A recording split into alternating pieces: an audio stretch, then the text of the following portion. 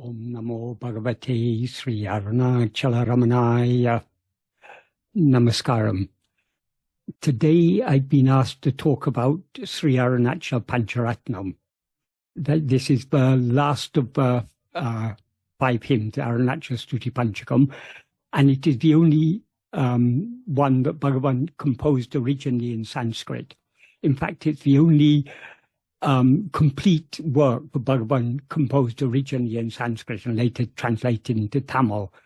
There are 2 verses that he composed first in Sanskrit and then in Tamil, but they are just miscellaneous verses. That is Hridaya Gurha Madhye, which he later translated as verse 8 of Uludunapya Anubandham, and Deham Mrinmaya, which he later translated as verse 10 of Uludunapya Anubandham. But those are just 2 stray verses. This is the only complete work that Bhagavan originally composed in Sanskrit. In various books and various printed sources, there are slight variations on how exactly Bhagavan came to compose this. I also heard slight variations from old devotees who were there in those days. I heard both from Kunju Swami and from Natanananda. So from all the various sources, what I think is the most probable account, but we will never know for certain because everyone has their own slightly different version. But it seems under circumstances that nobody is quite sure about, Bhagavan one day composed the first verse, Karunapurna Subdabde Kabalita Gana Vishwarupa Kiranabalya Arunachala Paramatman Aruno Bhava Chitta Kanja Subikasaya. It seems sometime later, this verse came to the notice of Kavyaganta Ganapati Sastri. It seems he had, on the request of Panabananda, who was formerly known as I can't remember. He was the Munshi for F.H. Humphreys, and he was also the uncle of Sarvapalli Radhakrishnan. He later took sannyasa under the name of Pranabananda. It seems he had requested Ganapati Muni to compose a song on the Guru, which Ganapati Muni did. And then some devotees wanted a Mangalam verse, a benedictory verse. And then someone mentioned that Bhagavan had composed this verse, Karuna Purna Sudabde. So this is how Kavyaganta came to know about this verse. So when he saw it, he liked it a lot because it's in perfect Arya Vritta, a beautiful meter in Sanskrit. So he asked Bhagavan to compose some more verses in the same meter. So Bhagavan, it seems, composed 2 more verses, the 2nd verse and the 3rd verse. The 3rd verse, Bhagavan is clearly describing the path of Atma Vichara. So Ganapati Sastri said, this is on the Jnana Marga. Please also compose verses on yoga, bhakti, and karma.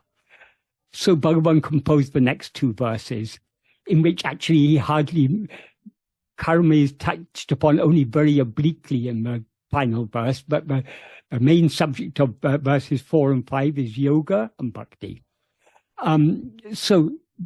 This, I think, is the most likely version from all the different versions, slightly different versions that I've heard. But anyway, to come to the actual content,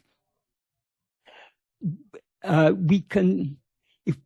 are various ways we can look at it, but one way of viewing it is the first verse is a prayer Bhagavan made, and we can view the other 4 verses all as being somewhat like a commentary or an expansion of what he says in the first verse.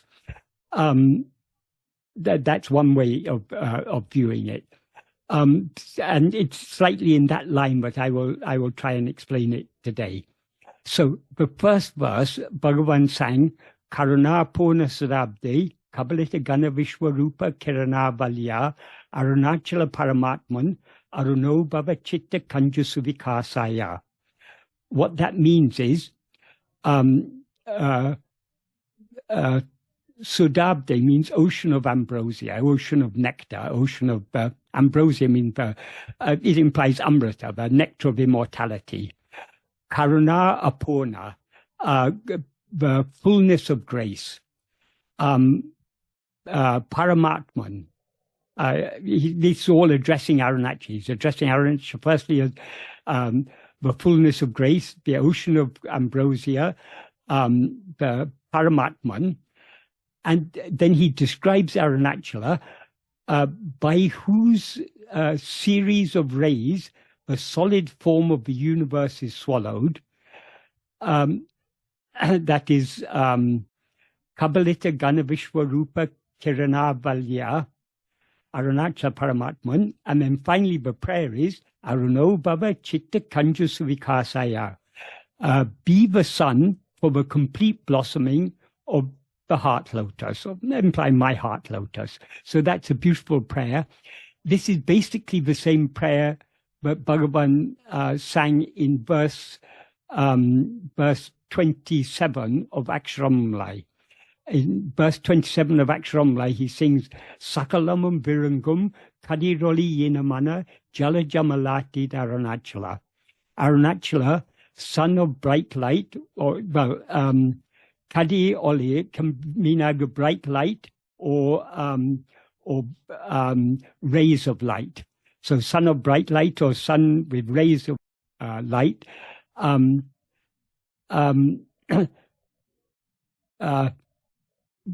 But swallows everything. Son of bright light, but swallows everything. Sakalam and Virangam means that swallows everything. Mana Jala Jamalati.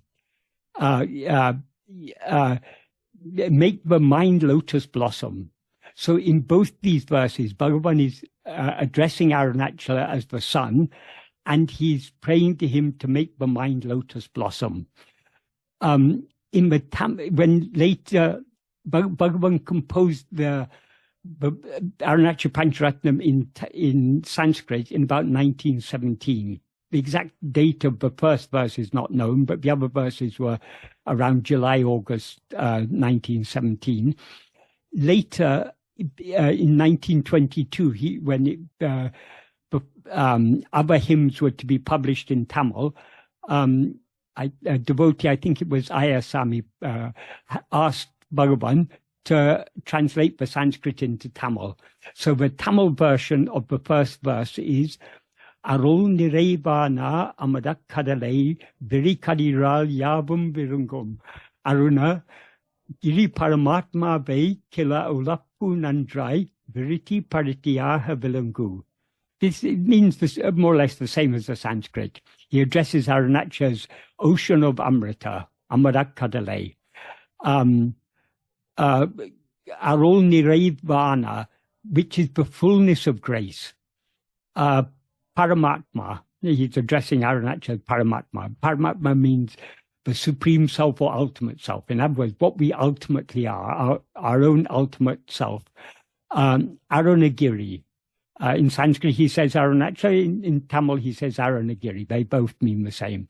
Who swallow everything by your spreading rays.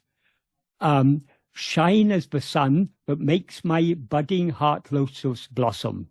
That is one word that he adds in Tamil, but is not in the Sanskrit, is killer.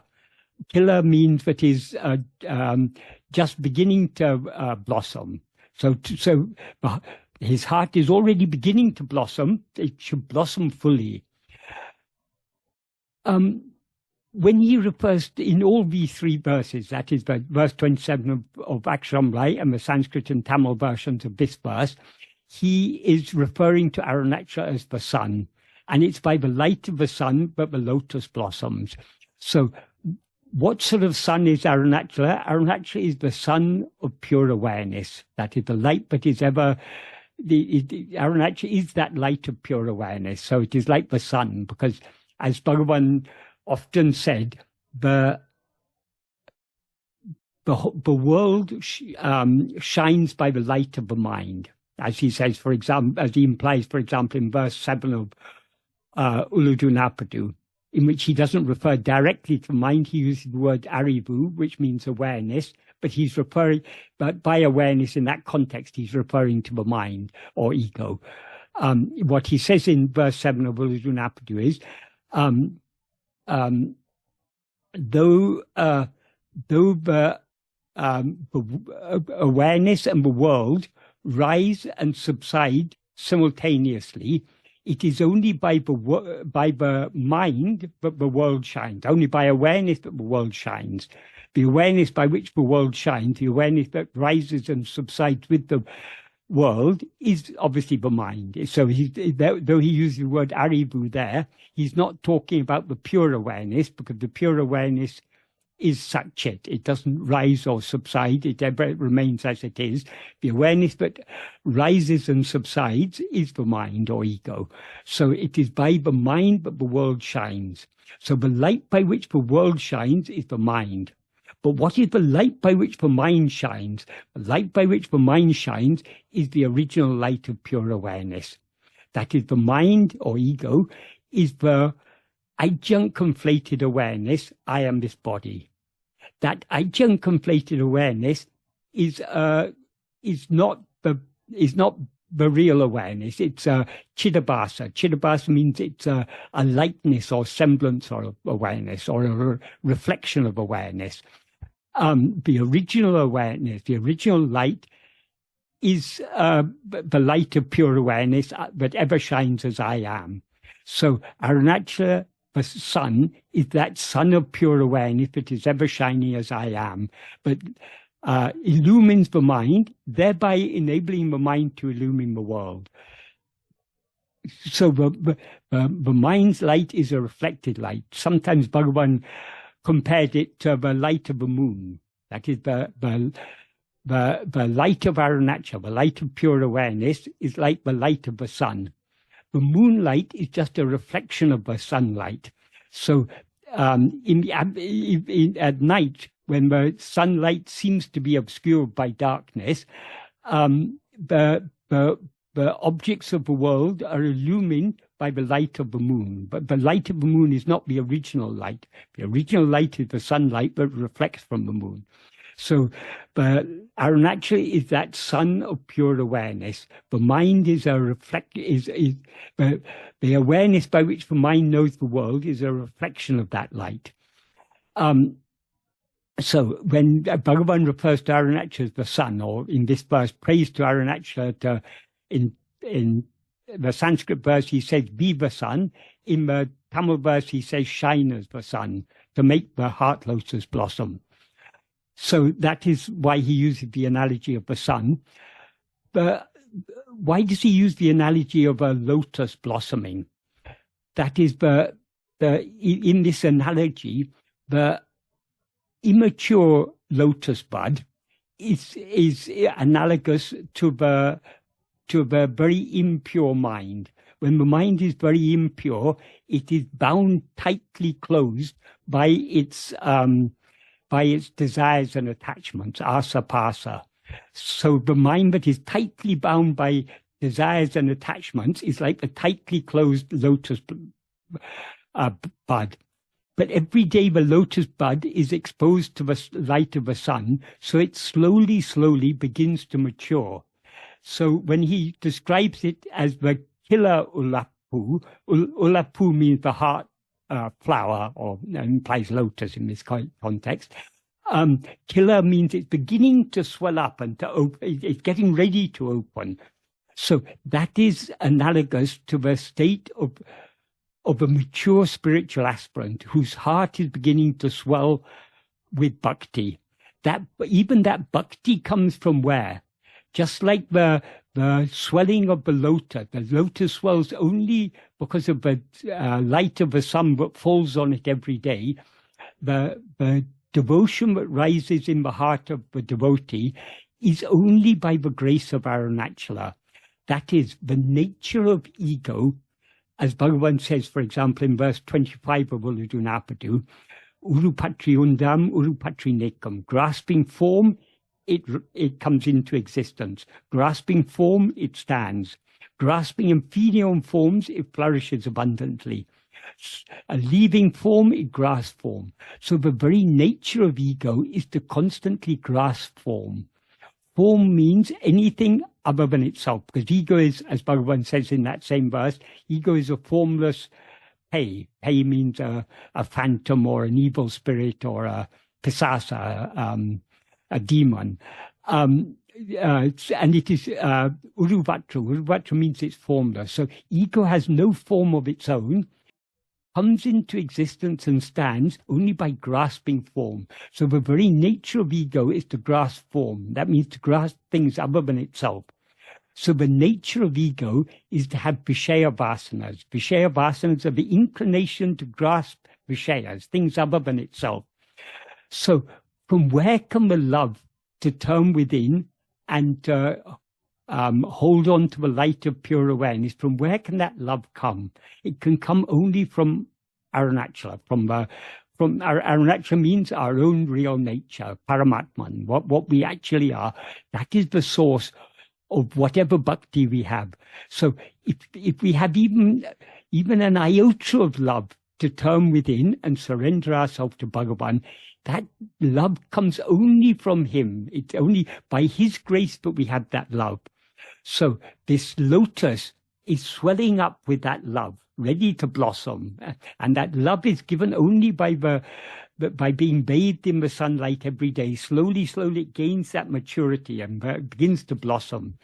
So what Bhagavan asked for is nandrai viri parityaha vilangu. Parity means the halo or circle, or it's a name of the sun. So shine as the sun, causing the heart to blossom. Nandrai means well, very well. In Sanskrit, he says suvikasaya. Su means well, thoroughly, completely. And nandrai implies the same. So this partially blossomed flower, Bhagavan's heart is welling up with bhakti. He's praying to it. Of course, Bhagavan has attained it. I mean, Bhagavan's heart is fully blossomed, of course, but he's singing this prayer from the perspective of a devotee whose heart is beginning to swell up with bhakti, but is not yet fully blossomed. And as he says in this is a bit similar to the prayer in the first verse of Arunachala Pancharatnam. In Arunachala Pancharatnam, he begins by saying, in the first sentence, if you who by your grace took possession of me are not gracious, giving me sight of you, in other words, enabling me to see you, what will be my state if I leave this body, pining and suffering intensely in this dark and miserable world? So this is basically a prayer for Arunachala to give his darshanam to the devotee. Arunachala is already seen by the devotee in name and form, but when Bhagavan prays Kakshi Tandu, giving your kakshi, your kakshi means more or less the same as darshanam, giving your sight of view. What he is implying here is not just the sight of Arunachala in name and form, but Arunachala in his true form, as he praised in one of the verses of Aksharam, Jyoti Urukat, show your form of light. So the light of pure awareness. So Bhagavan is here praying for Arunachala to reveal himself as he actually is, to show himself as he actually is, to enable the devotee to see him as he actually is. And then in the next sentence he says, Arunane kanadu alarumo kamalam. That means without seeing the sun will a lotus blossom.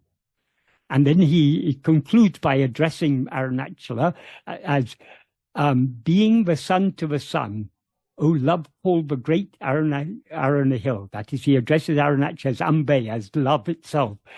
As he says in the next verse, Amburu Arunachala. Arunachala, the very form of love, the very nature of love, Ambu Swarupa, the one whose very nature is love.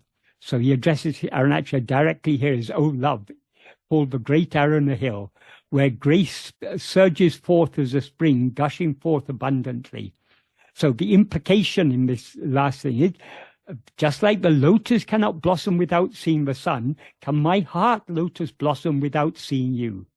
So when he prays in this first verse of Pancharatnam to Arunachala to be the sun to blossom his heart, that means enable me to see you as you actually are, so that my heart lotus may blossom.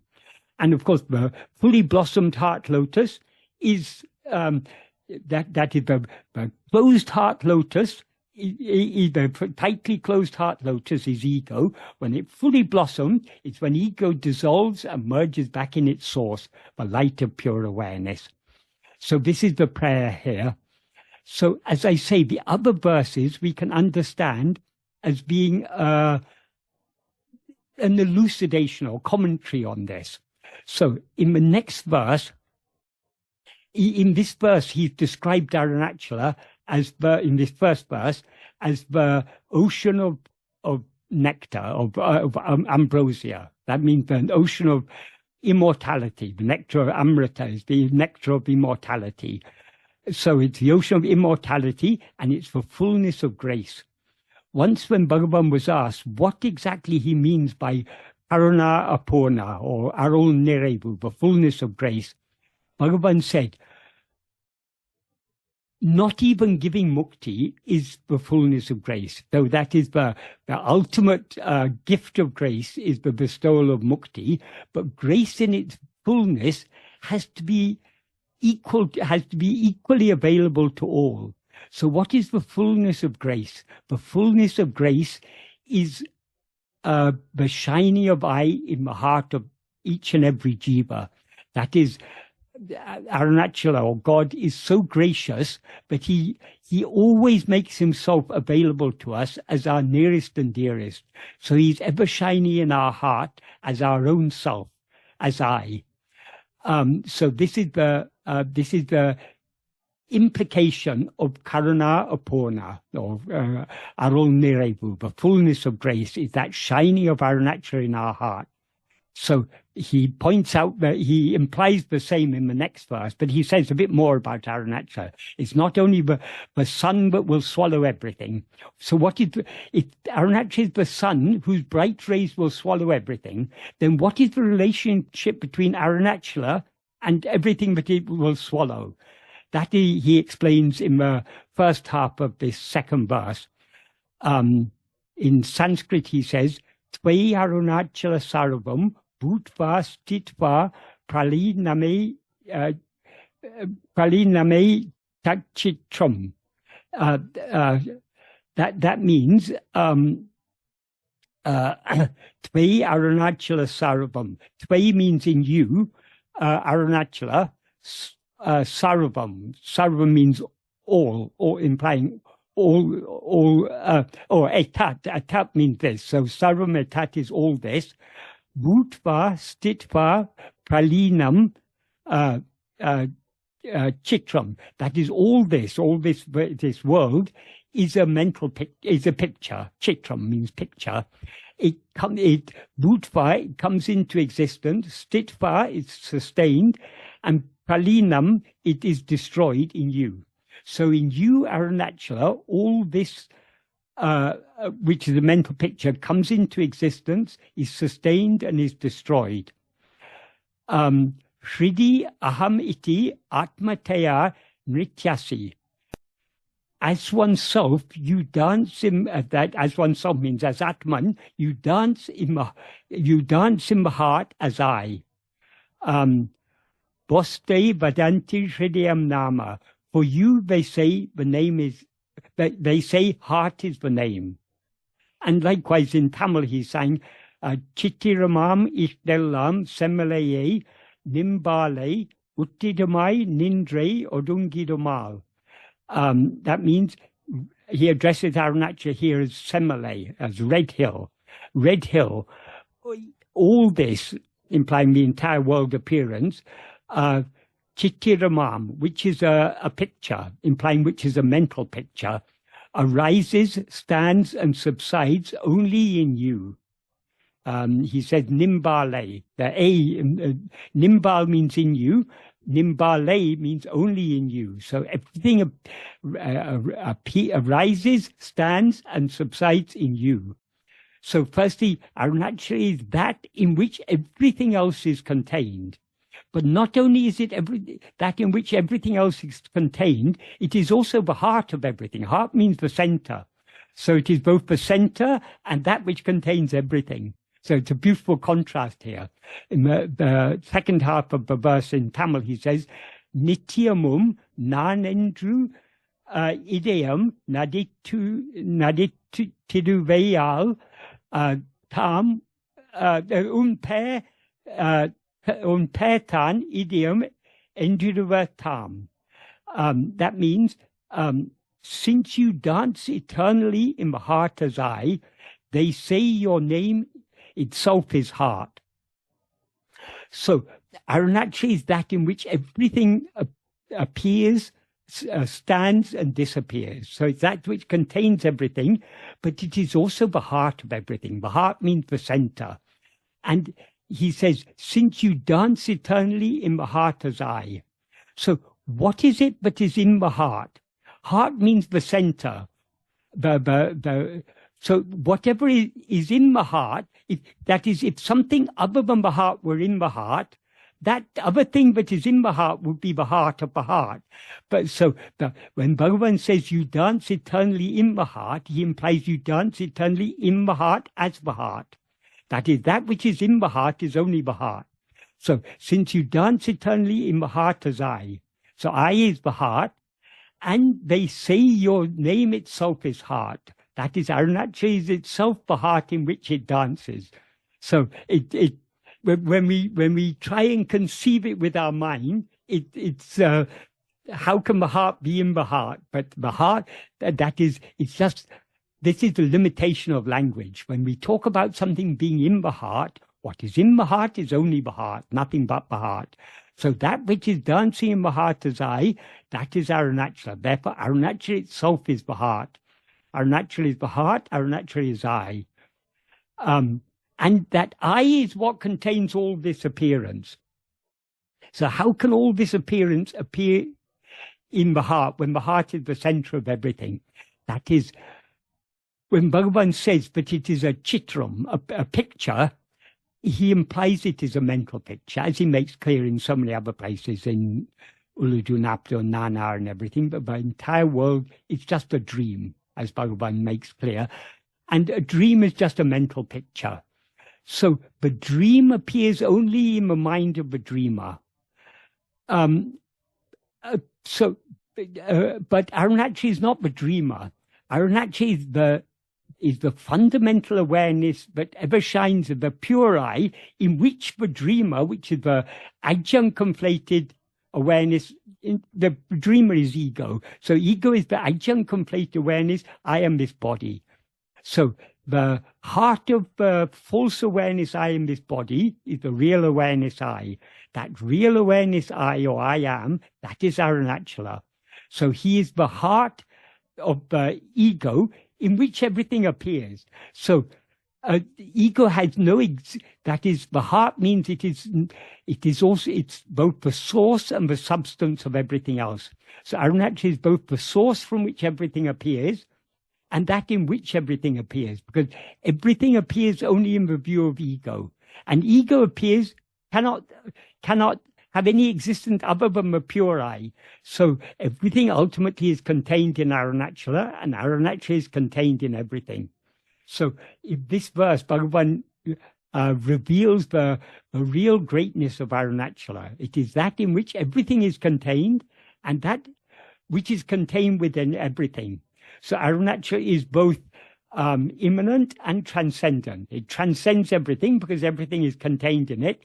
And it's also immanent because it's in everything. So there's never a time or place where Arunachala is not present.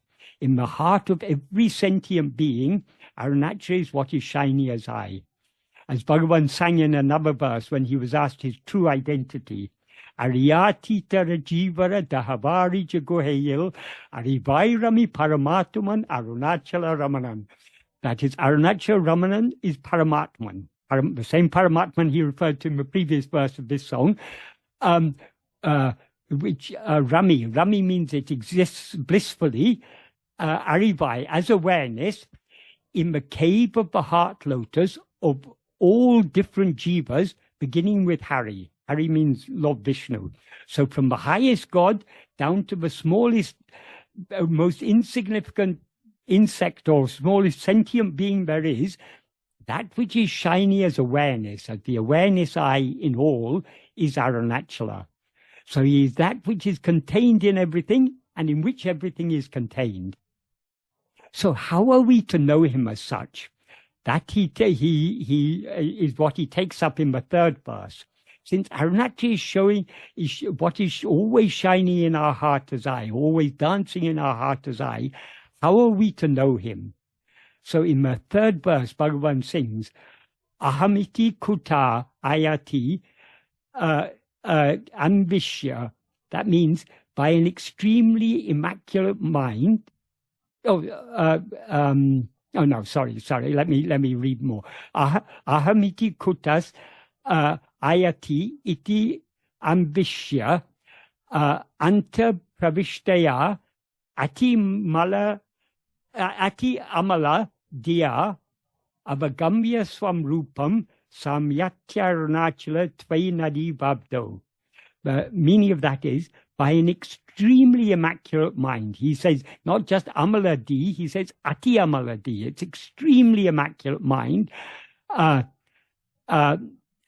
Investigating is ambishya, from where one has come as I. So now we have risen as I. So from where have we risen as I? Investigating that, anta pravishtaya, entering within, avagamya swam rupam, coming to know one's own form, the form of oneself. Form here, rupam implies swarupam, our own real nature. Coming to know our own real nature by entering within, by investigating who, from where we have risen as I, one will cease or subside or become quiescent in you, Arunachala, like a river in the ocean. So just like a river merges and loses its separate identity in the ocean, we will merge and lose our separate identity in Arunachala when, by an extremely pure or immaculate mind, when we investigate from where we have risen as I, and thereby entering within and coming to know what we actually are, we will thereby merge in him. That is, it's only when we know him, when we know our own real nature, will we know him as he really is. Because Atma Swarupa is our natural Swarupa. That is, his real nature is our real nature. So only by knowing our own real nature can we know Arunachala as he really is. And when we know him, as Bhagavan says in verse 26 of Upadesh Undya, Tanai iritale tanai aridalam. Being oneself alone is knowing oneself. So we can know our real nature only by being our real nature. And since our real nature is Arunachala, knowing ourselves as we actually are is like a river merging in the ocean and losing its separate identity in the ocean. Likewise, in Tamil, he says, Aha mukama anda amala mati tannal ahamidutan engu erum endru ainde ahavuruve nangu arindu munnie nadipolum oyume ungan arunachalane or. That means by that immaculate mind which is completely ahamukam. Ahamukam is a beautiful word in Tamil because mukam is a Sanskrit word that means face or facing. So in Sanskrit, the two commonly used words are bahirmukam, which means facing outwards, and antamukam, which means facing inwards. but instead of antamukam, in Tamil, Bhagavan often used the term ahamukam, which has a very nice meaning in Tamil, because there are two words in Tamil, aham. That is, the Sanskrit pronoun I is aham, which is often used in Tamil. Aham is also a word in Tamil, but means inside or interior or heart or home. So ahamukam means both facing inside and facing I. It has a double meaning, but the two meanings actually amount to the same, because sorry, because according to Bhagavan, facing I alone is truly facing inwards. That is, everything other than I is bahya, is external to ourselves, extraneous to ourselves.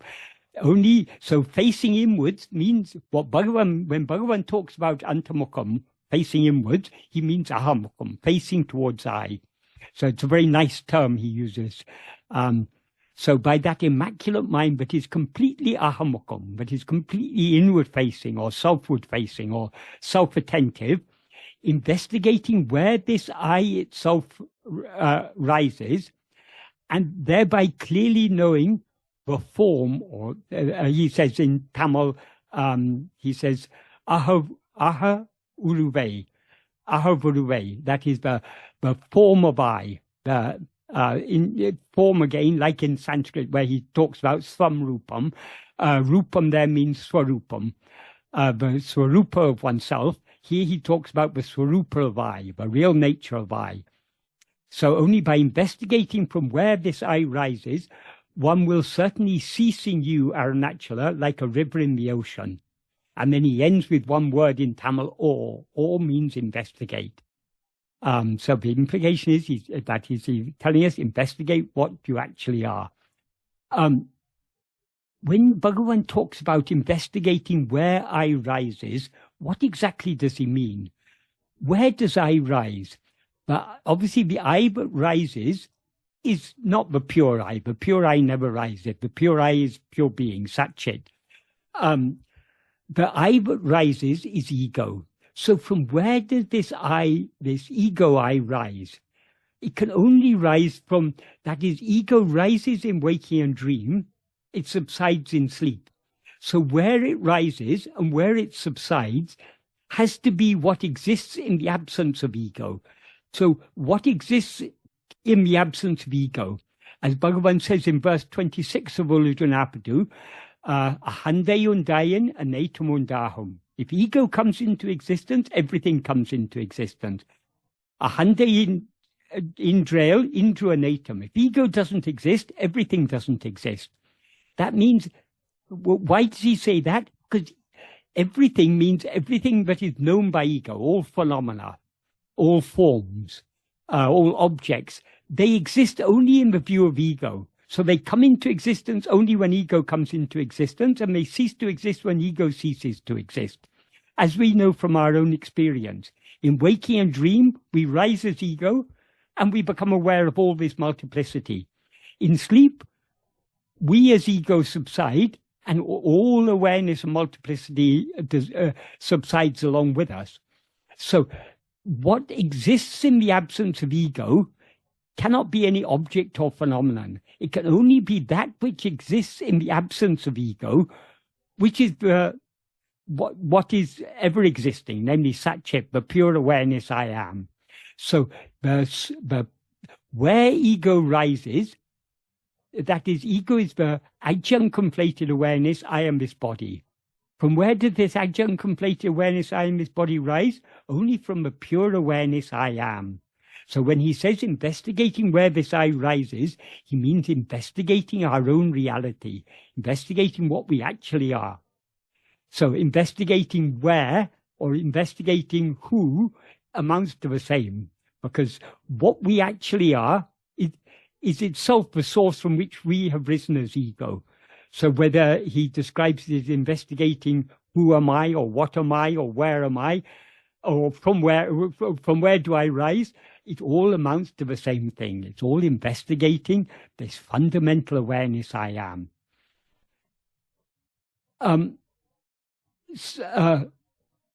So this is the path of jnana he's describing here. So these first three verses, all tie together very neatly, because he says Arunachala is that which will swallow everything when he makes the heart lotus blossom. How is the heart lotus to blossom? It can blossom, as he implies in the first verse of Arunachala Pancharatnam, when he says, Arunanai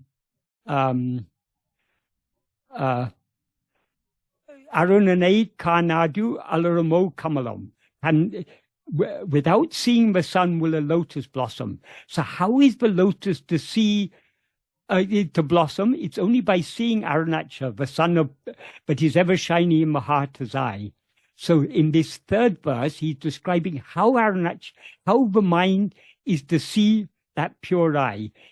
The mind, firstly, it has to be extremely pure, because only the impurities in the mind are all the vasanas, which are what rises, likes, dislikes, desires, attachments, and so on, all the Vishaya vasanas. These are the impurities. So long as the Vishaya vasanas are very strong, the mind won't be willing to turn within. It won't be willing to become ahamukam. So the mind, in order to turn within and become completely ahamukam, that's what is implied by the word "ar." "Ar" means, which implies it's completely ahamukam. It will become completely ahamukam only when it's extremely pure, when it's freed of all its Vishaya vasanas. So that is why that bhakti that is making the lotus begin to swell, that bhakti is so important. That's why Bhagavan often said, bhakti is the mother of jnana. Because without all-consuming, we cannot turn within without thereby surrendering ourselves completely. That is, by turning within and knowing ourselves as we actually are, we will merge in Arunachala like a river merging in the ocean. So we must be willing to surrender ourselves completely in order to turn within. As Bhagavan says in the concluding sentence of verse 26 of Uludunaptu, when he's after saying, if ego comes into existence, everything comes into existence. If ego doesn't exist, everything doesn't exist. Ego itself is everything. Therefore, Adalal, Yadu idu entru nadle, ovadal yavamenor. Therefore, know that investigating what this is giving up everything. So we will not be willing to investigate what we actually are until we are willing to give up everything. So that requires only when we have all-consuming love to know and to be what we actually are, namely Arunachala Ramana is what we actually are. Only when we have great love to know and to be what we always actually are, will we be willing to surrender ourselves completely. So that great love is necessary, and that love can come only by the grace of Arunachala, by the grace of Bhagavan. Because the nature of ego is to go outwards and constantly grasp other things. So to get the love to let go of other things and to turn within, that love can only come from Arunachala, which is what is always shining in our heart as I. So all these verses are so nicely tied together. And why is everything swallowed by Arunachala? Because everything exists only in the view of ego. When by seeing Arunachala as he actually is, in other words, seeing ourselves as we actually are, when ego thereby blossoms, everything is swallowed. Because ego is swallowed, everything is swallowed along with it. So all these verses tie together so neatly. But then to proceed to the next two verses, as I said, Kavirgant had asked Bhagavan to compose, since he composed one verse on jnana, he should also compose a verse on yoga and bhakti and karma. He is what Kavirgant had asked Bhagavan.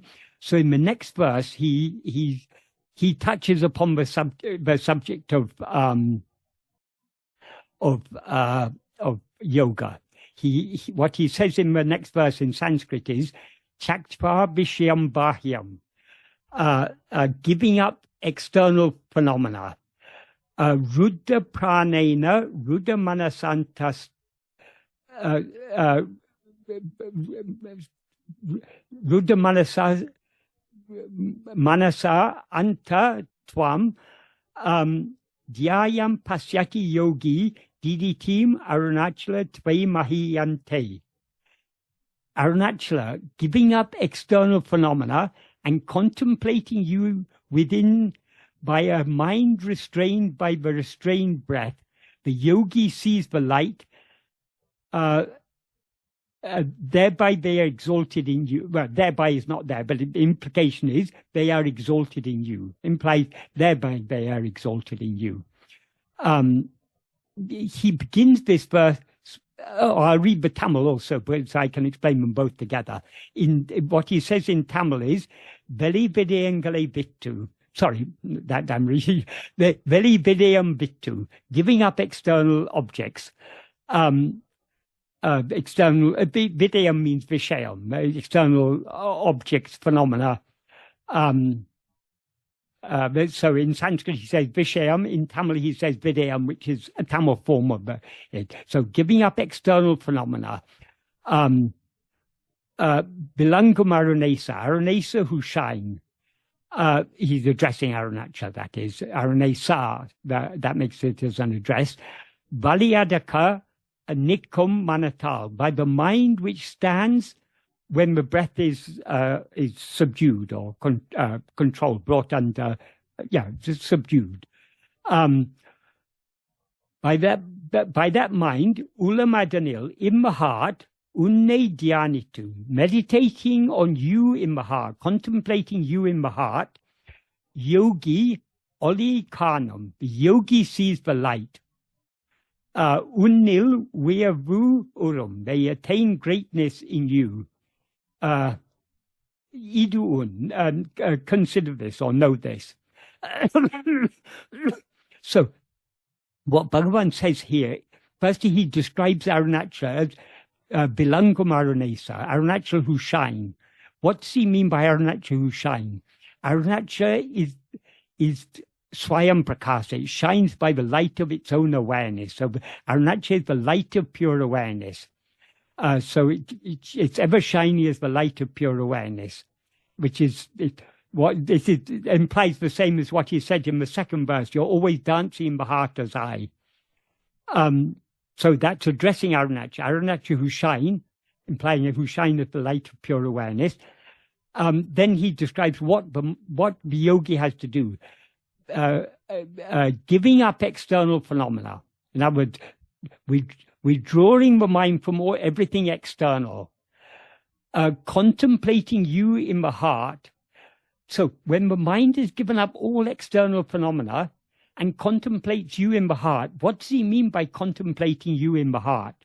Firstly, what is in the heart, as we saw earlier, is Arunachala is always dancing in the heart as I. So contemplating you in the heart implies contemplating you as I. Meditating on you as I, as he says in verse 8 of Upadesha Undya, Anya bhavatin avanahamahum ananya bhavame undipara anatinum utumu mundipara. Rather than anya bhava, rather than meditating on God as something other than oneself, ananya bhava in which he is I.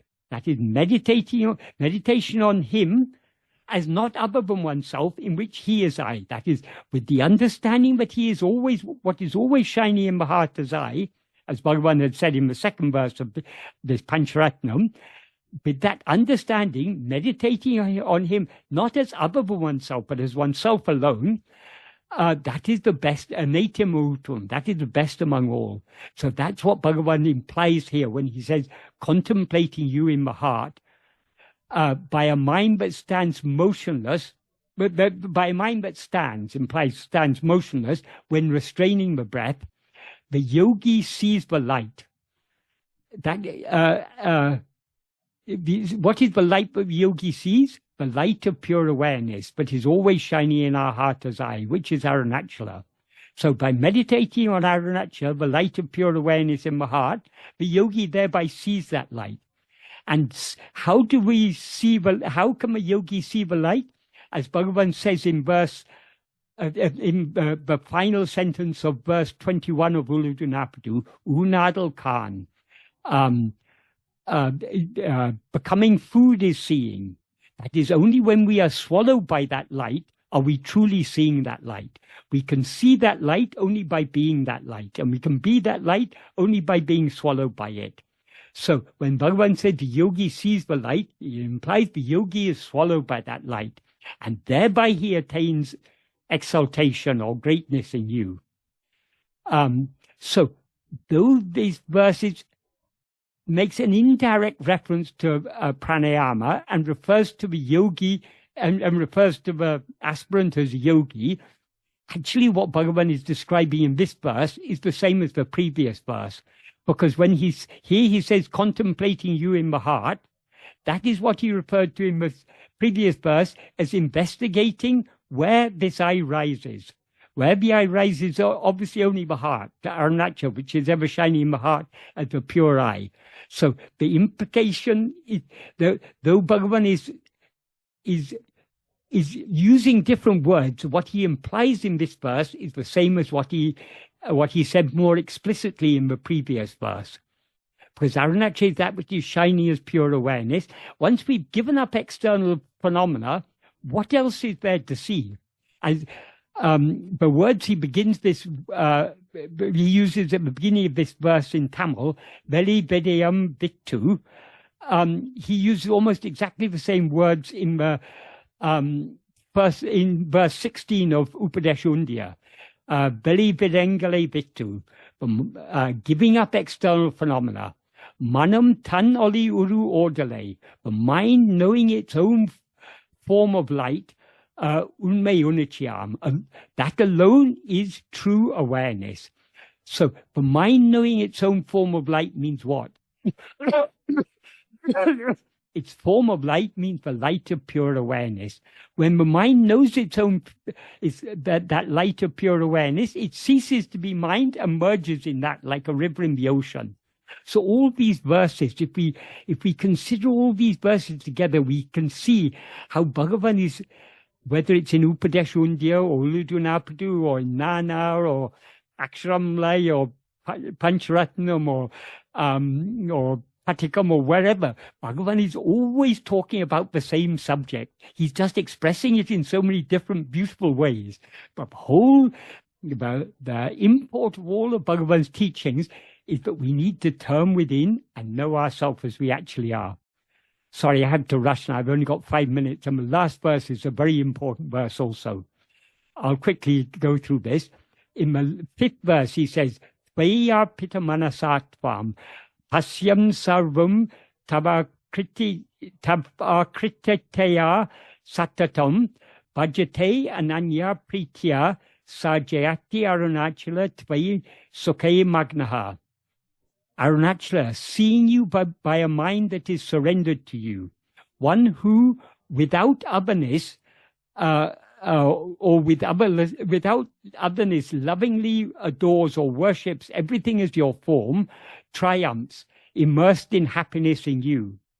And the Tamil version is, Unnidatil oppuvittu ullatal eporidum, unne kandu, ellamum unnuruvai, Anniyamil ambuseyum unknown Arunachala velhum imburu bam unnilande. That means Arunachala, seeing you always by a mind that is surrendered to you, one who without otherness loves everything as your form or nature, triumphs, drowning in you who are the form of bliss. This is a beautiful verse to round off all of these. That is, in this verse, Bhagavan, because Kavyaganta asked Bhagavan to write about bhakti, here he talks about surrender. But how can the mind be surrendered to Arunachala? Only by turning within. And he says here, he says, seeing you always by a mind that is surrendered to you. What is a mind that is surrendered to Arunachala? When the mind is surrendered to Arunachala, it merges in Arunachala like a river in the ocean. So seeing you always by a mind surrendered in you implies seeing you always by being you. Because only when the mind is completely surrendered, when it has merged completely in Arunachala, are we truly seeing Arunachala. As he says in verse 26 of Upadeshundya. Being oneself alone is knowing oneself. So we can see Arunachala only by being Arunachala. So seeing him always, when he says always, that means not only in waking and dream, also in sleep. It means not only in the present and future, but also in the past. Seeing you eternally is what he implies by seeing you always. And how can we see him always? Only by completely surrendering the mind to him. Only by the mind that is surrendered to him and that is completely merged in him, become one with him, can we truly see him as he actually is. And when we have surrendered and merged in him, what do we see? We see only him. So when Bhagavan says, one who without otherness loves everything as your form, we can love everything as the form of Arunachala only if we see everything as the form of Arunachala. And we can see everything as the form of Arunachala only if we see Arunachala as he actually is. And when we see Arunachala as he actually is, he will swallow everything. That is, he alone will remain shining. When we see a rope as a snake, we don't see it as a rope. When we see the snake as a rope, we no longer see it as a snake, we see it as a rope. What it always actually is a rope. So when Bhagavan says seeing everything as your form, he means seeing that you alone are the one reality that previously appeared as everything. And then only when we see everything as his form and see ourselves as his form, can we truly love without otherness. So thereby we drown in him who is the ocean of bliss. So I could have said more about this, but I've come to the end of the 1 hour. So this is such a beautiful, like every work of Bhagavan, each work of Bhagavan, when we take it and think about it deeply, what Bhagavan is saying, every work looks so complete in itself and looks, oh, this is the very best of all of Bhagavan's works. And when we look at the next one, oh, this is the very best, because Bhagavan has such a way of, whatever he does is so perfect. So this is such a beautiful, beautiful, beautiful song and such an apt ending, conclusion to Arunachala Stuti Panchakam. Om Namo Bhagavate Sri Arunachala Ramanaya.